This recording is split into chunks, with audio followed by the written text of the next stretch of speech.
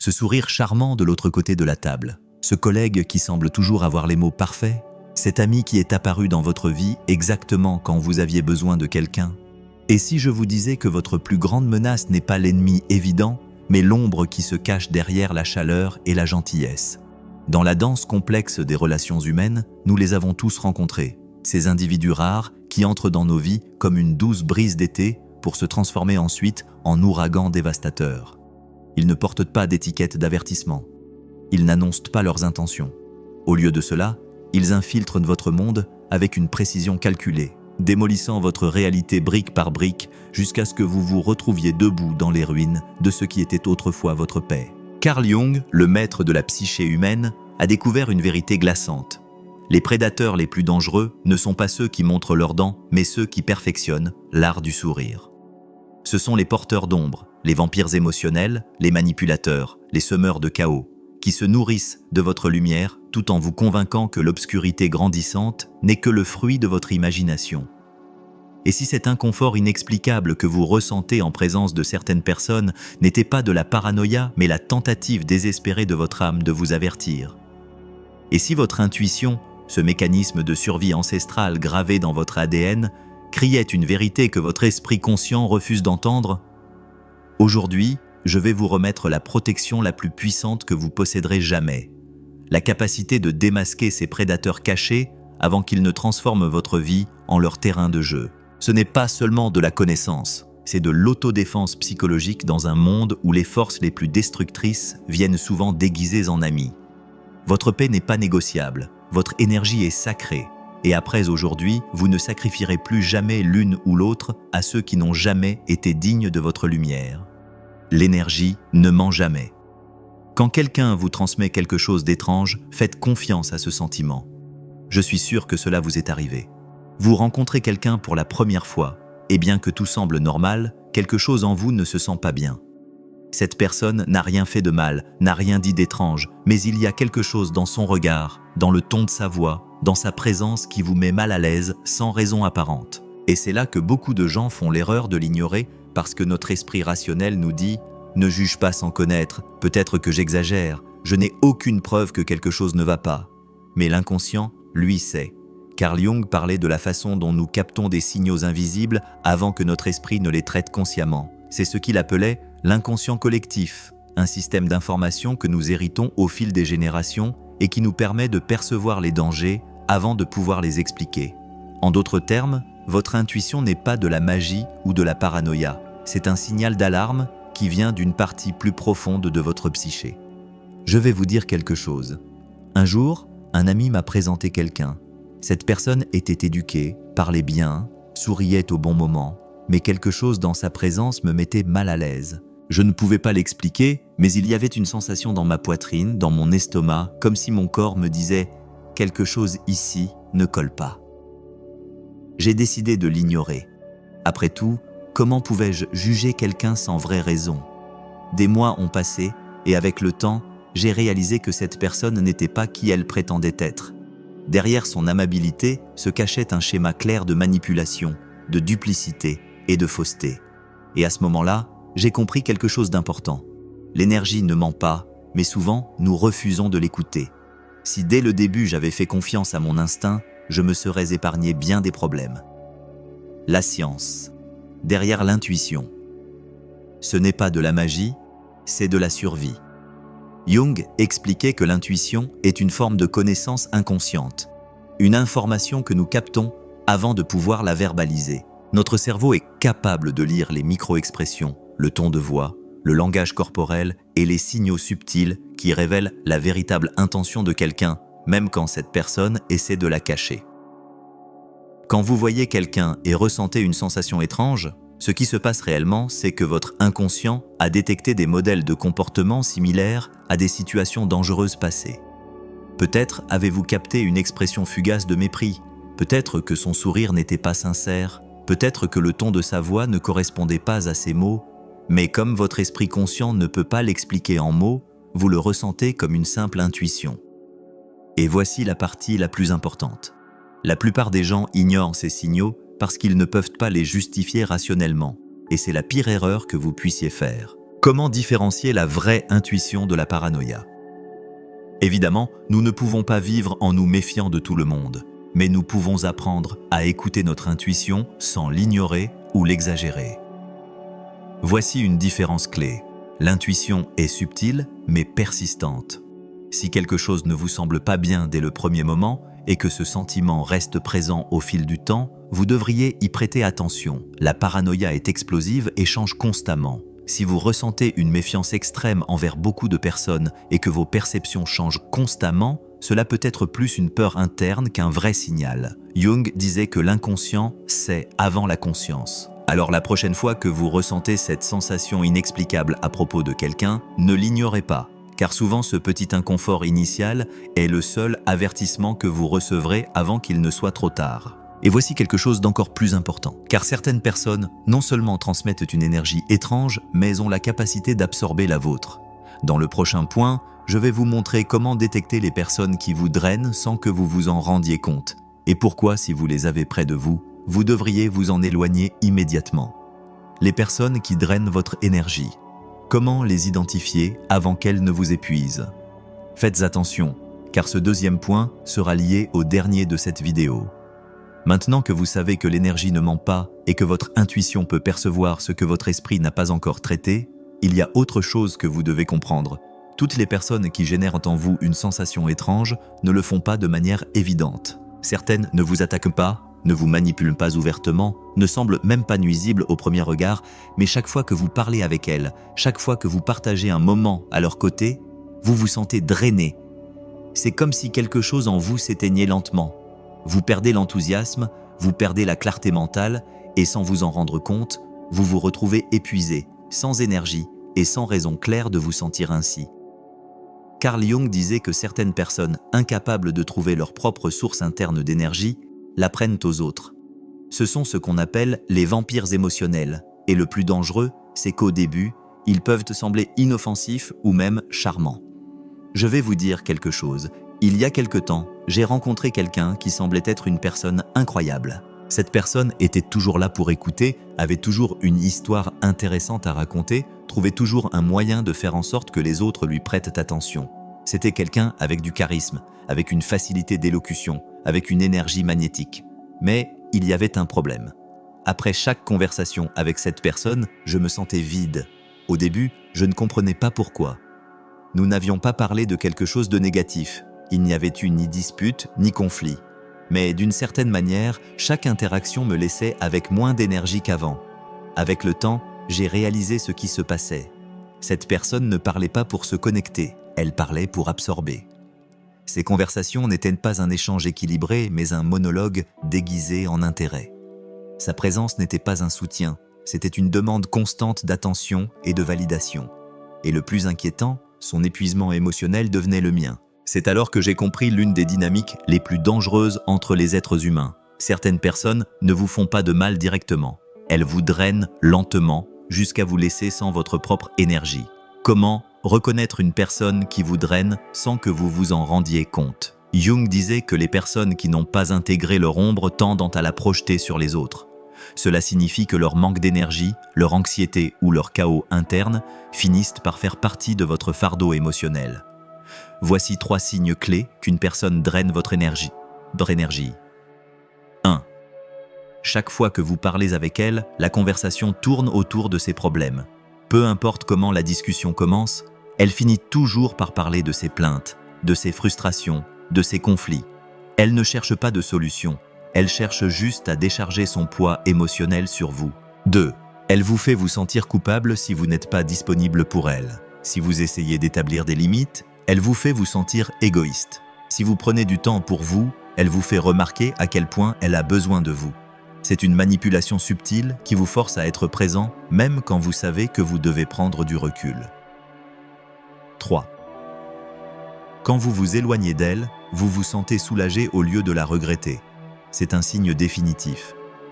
Quand une personne ajoute vraiment quelque chose à votre vie, son absence se ressent comme un vide, mais quand quelqu'un vous drainait, son absence se ressent comme une bouffée d'air frais. Si vous vous êtes déjà éloigné de quelqu'un et qu'au lieu de la regretter, vous sentez que votre esprit et votre corps sont plus légers, c'est le plus grand signe que son énergie vous affectait. La raison psychologique derrière cela. Les personnes qui absorbent l'énergie des autres ne le font pas toujours consciemment. Souvent, elles le font parce qu'elles n'ont jamais appris à gérer leur propre ombre, leur propre vide interne, et ne sachant pas comment remplir cet espace avec leur propre lumière, elles cherchent à voler la lumière des autres. Mais voici le plus important, vous n'êtes pas responsable de guérir ces personnes. Vous n'avez pas l'obligation de porter leur chaos émotionnel. Si quelqu'un vous draine, vous avez le droit de protéger votre énergie et de vous éloigner, car si vous ne le faites pas, petit à petit, vous vous éteindrez sans vous en rendre compte. Et voici le plus dangereux, car certaines personnes non seulement drainent votre énergie, mais vous font douter de votre propre réalité. Dans le prochain point, j'expliquerai comment reconnaître les personnes qui utilisent de la manipulation silencieuse pour vous contrôler, et pourquoi, si vous détectez cela chez quelqu'un, vous devriez vous en éloigner immédiatement. La manipulation silencieuse, quand quelqu'un vous fait douter de votre propre réalité. Il existe une forme de manipulation plus dangereuse que toute agression directe. Elle est subtile, presque imperceptible, et peut détruire la confiance sans que vous vous en aperceviez. C'est quand quelqu'un vous fait douter de votre propre réalité. Carl Jung disait que ce que nous nions en nous-mêmes, nous le projetons sur les autres, et certaines personnes, au lieu de faire face à leurs propres ombres, vous les imposent.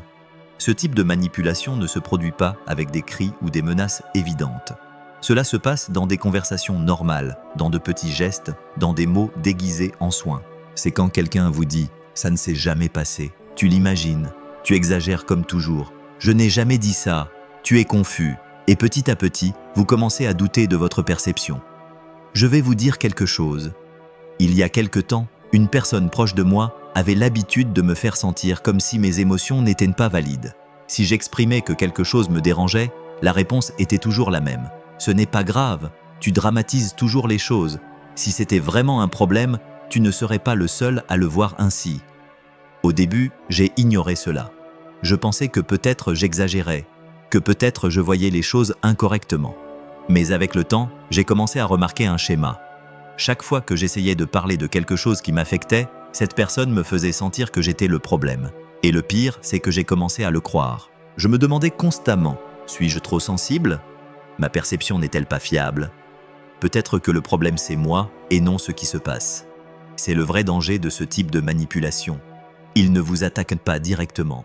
Ils vous font douter de vous-même jusqu'à ce que vous commenciez à vous annuler. Comment fonctionne le gaslighting et pourquoi c'est si destructeur ? Ce phénomène a un nom en psychologie, le gaslighting. C'est une forme de manipulation dans laquelle quelqu'un vous fait questionner vos souvenirs, émotions et perceptions. Jung expliquait que les personnes qui ne font pas face à leur ombre projettent leurs propres conflits sur les autres, et une façon de faire cela est de se convaincre que le problème c'est vous. L'objectif du gaslighting n'est pas seulement de gagner un argument, c'est de vous faire sentir que vous ne pouvez pas faire confiance à votre propre esprit. Car quand vous doutez de vous-même, vous devenez dépendant de la validation externe, et quand vous dépendez de la validation externe, vous êtes plus facile à contrôler. Signe que quelqu'un manipule votre perception. 1. Ils changent constamment l'histoire pour vous confondre. Ce qu'ils ont dit hier, aujourd'hui, ils le nient. Ce qu'ils ont fait il y a une semaine, aujourd'hui, ils prétendent que ça ne s'est jamais passé. Et quand vous essayez de le souligner, ils vous accusent d'être oublieux ou de mal interpréter les choses. 2. Ils vous font sentir que vos émotions ne sont pas valides. Chaque fois que vous exprimez ce que vous ressentez, ils minimisent votre réaction, vous font sentir que vous exagérez, que vous êtes fou ou que vous réagissez toujours ainsi. 3. Ils vous isolent des autres personnes pour que vous n'ayez pas d'autres perspectives. Ils vous disent que les autres ne comprennent pas la situation, que seuls eux savent ce qui se passe vraiment. Ils vous éloignent des personnes qui pourraient vous aider à voir la vérité. 4. Après avoir parlé avec eux, vous vous sentez plus confus qu'avant. Au lieu de ressentir de la clarté, vous finissez par vous demander si ce que vous avez vécu était réel ou non. Vous avez du mal à différencier entre ce qui s'est passé et ce qu'ils vous disent qui s'est passé. Si vous avez déjà ressenti cela avec quelqu'un, c'est un signal d'alarme. Comment vous protéger de cette manipulation silencieuse ? Faites confiance à vos souvenirs et émotions. Si quelque chose vous a fait vous sentir mal, c'est valide. Vous n'avez pas besoin que quelqu'un d'autre vous dise si votre perception est correcte ou non. Entourez-vous de personnes qui apportent de la clarté. Parlez avec quelqu'un en qui vous avez confiance et comparez votre perception avec celle des autres. Souvent, un observateur externe peut vous aider à voir ce que vous, dans la manipulation, ne pouvez pas remarquer. S'ils vous font constamment sentir que le problème c'est vous, il est temps de reconsidérer cette relation, car une personne qui vous aime vraiment ne jouera jamais avec votre perception pour vous faire douter de vous-même. Et voici le plus troublant, car il y a des personnes qui non seulement manipulent votre réalité, mais utilisent leur propre ombre pour vous faire porter ce qui ne vous appartient pas. Dans le prochain point, je vais vous montrer comment détecter ceux qui projettent leurs conflits sur vous et vous font vous sentir coupable pour des choses qui n'ont jamais été les vôtres. Quand quelqu'un projette son ombre sur vous et vous fait porter ce qui n'est pas à vous. Il existe un type de manipulation encore plus subtil que le gaslighting. Il ne s'agit pas de vous faire douter de votre réalité, mais de vous charger des conflits internes d'une autre personne jusqu'à ce que vous les fassiez vôtres. Carl Jung disait que tout ce qu'une personne rejette en elle-même, elle le projette sur les autres. C'est-à-dire, au lieu de reconnaître ses propres défauts, peurs ou insécurités, elle les place sur quelqu'un d'autre. Et souvent, cette personne, c'est vous. Peut-être qu'à un moment donné, ils vous ont accusé d'être égoïste, quand en réalité, c'était eux qui agissaient ainsi. Ou ils vous ont dit que vous étiez trop froid quand ce sont eux qui ne peuvent pas gérer leurs émotions. Ou ils vous ont fait vous sentir coupable de quelque chose qui n'était même pas votre responsabilité.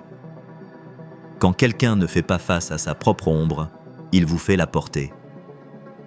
Je vais vous dire quelque chose. Il y a quelque temps, j'ai rencontré quelqu'un qui avait toujours des problèmes avec les autres. Cette personne se plaignait que les gens la trahissaient, qu'elle était maltraitée, que tout le monde était égoïste et manipulateur. Mais en observant son comportement, j'ai réalisé quelque chose. C'était elle qui faisait exactement ce qu'elle critiquait chez les autres. Elle méprisait ceux qui n'étaient pas d'accord avec elle, exigeait de la loyauté mais n'en offrait pas, avait toujours une histoire dans laquelle elle était la victime et les autres les méchants. Et le plus curieux était qu'elle essayait de me faire croire que j'étais aussi comme ça. Elle me disait que je n'étais pas assez empathique, que je ne la valorisais pas assez, que j'agissais exactement comme les personnes qu'elle détestait tant. Pendant un temps, j'ai commencé à douter. Suis-je vraiment en train d'être égoïste? Suis-je le problème? Mais alors j'ai compris ce qui se passait. Elle ne voulait pas voir sa propre ombre, alors elle essayait de me la mettre.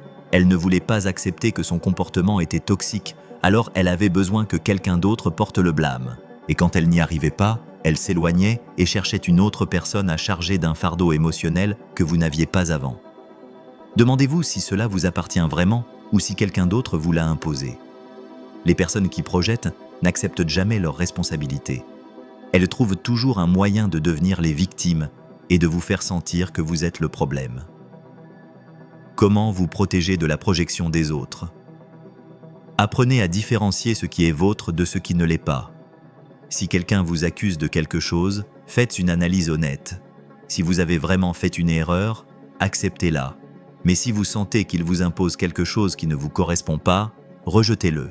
Établissez des limites claires. Si vous détectez que quelqu'un vous fait constamment porter son chaos émotionnel, éloignez-vous. Ce n'est pas votre responsabilité de guérir ce qu'il ne veut pas affronter. Et voici le plus choquant, car il y a des personnes qui non seulement projettent leur ombre sur vous, mais au fond ne supportent pas de vous voir briller. Dans le prochain point, je vais vous montrer comment identifier ceux qui disent vous soutenir, mais en vient en réalité votre succès. Et pourquoi, si vous les avez près de vous, vous devriez vous en éloigner immédiatement. L'envie cachée et les personnes qui vous veulent. Proches, mais ne veulent pas vous voir briller. Il y a des personnes qui apprécient votre compagnie, qui vous admirent, qui partagent des moments avec vous, mais au fond, elles ne supportent pas de vous voir briller. Elles ne le disent pas ouvertement, elles ne vous attaquent pas directement, elles ne font rien d'évident que vous puissiez pointer avec certitude, mais chaque fois que vous avancez, chaque fois que vous réalisez quelque chose d'important dans votre vie, leur attitude change. Elles arrêtent de vous féliciter, elles minimisent vos réussites, elles trouvent des moyens de diminuer ce que vous avez accompli. Et si vous faites attention, vous réaliserez que ce n'est pas une coïncidence. Carl Jung expliquait que l'envie n'est rien d'autre qu'une ombre projetée sur les autres.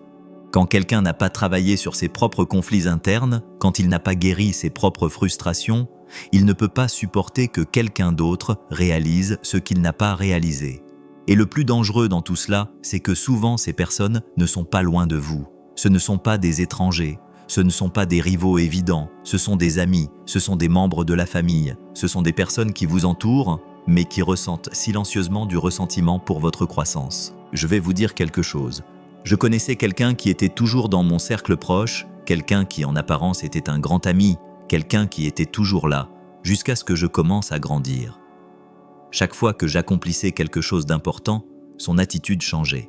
Ses paroles n'étaient plus de soutien, mais du doute déguisé en conseil. Chaque fois que j'avais un nouveau projet, il disait « Ce n'est pas si important. Es-tu sûr que ça va marcher? Il y a beaucoup de gens qui font la même chose. Je ne sais pas si ça vaut le coup. » Au début, je pensais qu'il voulait simplement m'aider à être réaliste, mais avec le temps, j'ai remarqué un schéma. Ce n'était pas de l'objectivité, ce n'était pas un conseil, c'était une tentative subtile de minimiser mes réussites. Et le plus intéressant, c'est que cette personne n'avait aucun problème à célébrer les succès des autres, mais quand c'était moi qui avançais, quand c'était moi qui réalisais quelque chose, cela devenait inconfortable. C'est à ce moment-là que j'ai compris quelque chose d'important. L'envie se montre rarement de manière évidente. Elle ne vient pas toujours sous forme de haine ouverte ou d'attaques évidentes. Souvent, elle vient déguisée en amitié, en soutien, en proximité, car il y a des personnes qui vous veulent proches, mais seulement tant que vous ne brillez pas plus qu'elles. Comment identifier ceux qui vous envient silencieusement? L'envie ne se montre pas toujours avec des mots agressifs. Souvent, elle se cache dans de petits gestes, dans des réactions subtiles qui révèlent ce que quelqu'un ressent vraiment. Si quand vous partagez de bonnes nouvelles avec quelqu'un, sa réaction n'est pas de joie sincère, mais d'indifférence ou d'inconfort, faites attention. Au lieu de vous féliciter, il essaie de trouver des défauts dans ce que vous avez accompli, s'il vous remplit de doutes, si d'une certaine manière il fait que votre réussite semble moins qu'elle n'est, c'est un signe. Si vous remarquez qu'il célèbre les succès des autres, mais quand c'est votre tour, il apparaît distant ou froid, il y a autre chose derrière son attitude. Si chaque fois que vous avancez dans la vie, il commence à s'éloigner petit à petit, ce n'est pas une coïncidence. Ce n'est pas que vous changez trop, c'est que son ombre ne peut pas tolérer votre lumière. Le danger de garder ces personnes proches. Jung disait que quand quelqu'un ne reconnaît pas sa propre ombre, il finit par la projeter sur les autres. Les personnes qui ressentent de l'envie souvent ne sont pas conscientes qu'elles la ressentent. Elles ne se voient pas comme envieuses. Elles n'acceptent pas que leurs mots, leurs attitudes, leur froideur viennent d'un lieu de ressentiment. Et c'est pourquoi, au lieu de faire face à leurs propres conflits internes, elles canalisent cette énergie en essayant de vous arrêter. Pas toujours de manière évidente, pas toujours avec des attaques directes, mais avec des phrases subtiles qui sèment le doute en vous. Si vous n'êtes pas conscient de cela, leur influence peut vous faire commencer à vous limiter sans vous en rendre compte. Cela peut vous faire ralentir votre rythme, réduire vos ambitions, vous sentir coupable de vouloir plus, et si vous ne coupez pas le lien à temps, cela peut vous faire diminuer votre propre lumière pour ne pas mettre les autres mal à l'aise. Comment vous protéger de l'envie cachée? Vous n'avez pas besoin de confronter ces personnes. Vous n'avez pas besoin de prouver quoi que ce soit. Vous n'avez pas besoin de leur montrer que vous méritez ce que vous avez accompli. La seule chose que vous devez faire, c'est détecter leurs signaux et vous éloigner. Entourez-vous de personnes qui célèbrent vraiment votre succès, de personnes qui ne se sentent pas menacées par votre croissance, mais en sont inspirées. Car quand quelqu'un vous apprécie vraiment, votre succès ne le met pas mal à l'aise, ne vous retient pas, ne vous remplit pas de doutes. Au contraire, il vous propulse vers l'avant. Et voici le plus grand signal d'alarme, car il y a des personnes qui non seulement ressentent de l'envie ou manipulent de votre perception, mais sont capables d'apporter le chaos dans votre vie de façon que vous ne pouvez pas imaginer. Dans le prochain point, je vais vous montrer le signe définitif qu'une personne apportera la destruction dans votre vie, et pourquoi, si vous le détectez, vous devriez vous éloigner immédiatement. Le signe définitif qu'une personne apportera le chaos dans votre vie. Il y a des personnes qui non seulement vous manipulent, drainent votre énergie ou vous envient silencieusement. Il existe un type de personne qui va au-delà de tout cela. Quelqu'un qui, si vous le gardez proche, peut ruiner votre stabilité émotionnelle, mentale et même votre futur. Ces personnes ne viennent pas avec des signes évidents de danger. Elles ne viennent pas avec un avertissement écrit sur le front. En fait, souvent, elles se présentent comme des amis, comme des partenaires, comme quelqu'un qui semble avoir une connexion spéciale avec vous, mais avec le temps, le schéma se répète toujours. Elles apparaissent avec force dans votre vie, avec intensité. Au début, leur présence est excitante, magnétique, captivante. Mais petit à petit, elles commencent à semer le désordre, la confusion, le drame, l'instabilité. Et avant que vous vous en rendiez compte, vous êtes devenu partie de leur chaos. Carl Jung parlait de personnes qui vivent dominées par leur ombre, celles qui n'ont pas rendu conscient leurs propres conflits internes et, au lieu d'y faire face, l'emmènent partout où elles vont, détruisant tout sur leur passage. Je vais vous dire quelque chose. Il y a quelque temps, j'ai rencontré quelqu'un qui avait une énergie différente. C'était quelqu'un avec une présence forte, avec une personnalité attirante, avec une façon de parler qui vous faisait sentir que vous étiez devant quelqu'un de spécial. Dès le début, son énergie était intense. Les conversations n'étaient jamais superficielles. Il y avait toujours des émotions profondes impliquées, des histoires chargées d'intensité, des moments qui semblaient tirés d'un film, et au début, cela me captivait. Mais avec le temps, j'ai commencé à remarquer un schéma. Cette personne vivait dans le chaos. Elle était toujours au milieu de problèmes. Il y avait toujours un nouveau drame, une crise, un conflit avec quelqu'un d'autre. Sa vie n'était jamais stable, elle n'était jamais en paix. Et le pire, c'est que sans m'en rendre compte, elle m'entraînait dans sa tempête. Ce qui au début semblait être de l'intensité était maintenant de l'épuisement.